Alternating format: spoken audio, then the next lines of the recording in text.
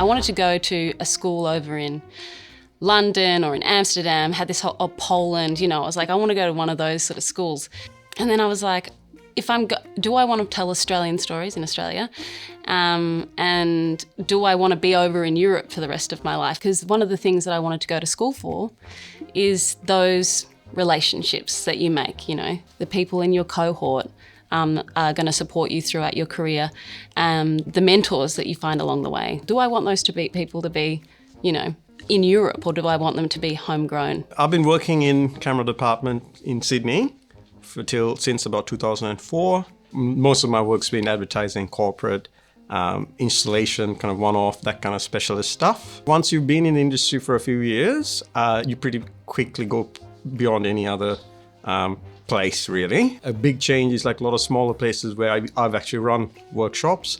A lot of the staff I don't know of, and having been in Sydney, I should, whereas pretty much all the staff here I knew or knew of. So that's the big part, is as soon as you know the staff who work here plus the guest lecturers who come in, that gives you confidence, yeah. Jim Jarmusch said you've got to be a cinematographer, you have to have a foot in each canoe, right? A foot in the creative canoe, a foot in the technical canoe. Everyone comes into this course with like either more of a foot in one or the other, and I had more of a foot in the sort of the creative canoe. So that's why I came really was also to have like a lot of technical, exposure. I could have gone for a master's in a traditional university, but there was no way I was going to do that because I wanted to be, remain a practitioner. There are smaller places than AFTRS that have hands-on, but they don't have nearly the same amount of resources. And the first thing I noticed with the equipment store is the way the kits have been built. It's clearly been built by cinematographers. You have all the little bits that you wouldn't know to have unless a cinematographer would have specified this is what we need. In terms of my head of department, Kim Badahan and Justine, they're amazing, honestly. I called them mum and dad on the first day, and I think they thought it was pretty odd. They're very caring and great role models, and if you give them the respect and ask them questions, they're a huge mine of information.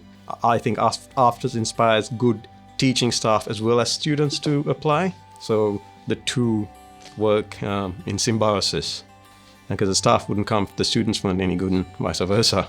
That's why people work here, because they want to give back to the next generation and not just do it as a job. Justine Kerrigan is amazing, and she has done so much work for women in cinematography, and she's sort of, she should be an icon. She should be on the back of a coin, really.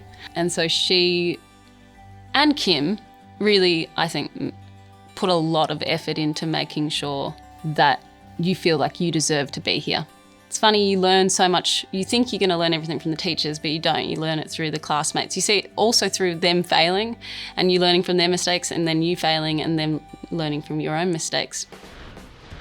A big skill you learn in the Masters, I think, whichever discipline you're in, is how to communicate your intentions for a project to the key people you're working with, because that's always the challenge, is what you have in your mind, how do you communicate to the director, producer, designer? And conversely, the other thing is how do you get what's in people's minds out? What I think was my weakness was forming and then communicating what I had to give. I think that was not as clear.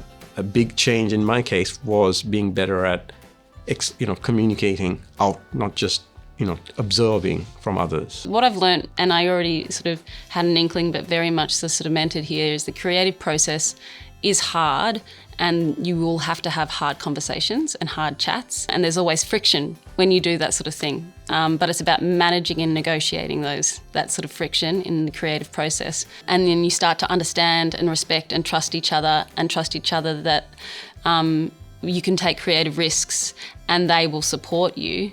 That's a really powerful thing, and it sort of makes you a really united front. When you do a course in anything you've already been doing, the reason you do it is firstly to do the things you've done better and get exposed to gaps in things that you just, from the work you've done, you haven't done. And for me, that was shooting for visual effects. So a lot of stuff was just straight chroma keying, but because we had Alex Hutzer helping the animation students, I put my hand up to shoot, animation projects. And Alex was doing stuff on set, which is the more modern way of doing things, about gathering all the information they need for the comps later. So I learned quite a bit from Alex. That's the kind of thing that happens when you, I think, commit to a course. It's not just what you're, expecting. It's things that you have to be alert to and then go, oh, that's something I'm not so familiar with. I'll put my hand up. And I think that applies all the way through the course. In terms of coming here and having the skills and access to gear, the mentorship, and the space. That's one thing that maybe I hadn't mentioned. But when I was shooting ads, TVCs even, before I came to AFTRS, and I could have kept on going down that route, but I was shooting stuff that I didn't love. And I'd never had the creative space to be able to sort of hone my craft and my creative vision. What sort of films do I want to shoot? How do I want to shoot them? Do I have my own methodology? I got space and time and mentorship to be able to develop that voice to a point. And then I've got now the rest of my career to sort of continue developing that. But I had never had that space before because I was always just doing small briefs, limited amount of cash, client, da-da-da. And it was really hard to sort of create a space for who I was as a cinematographer or as a practitioner. And here I started to be able to do that. So that's big.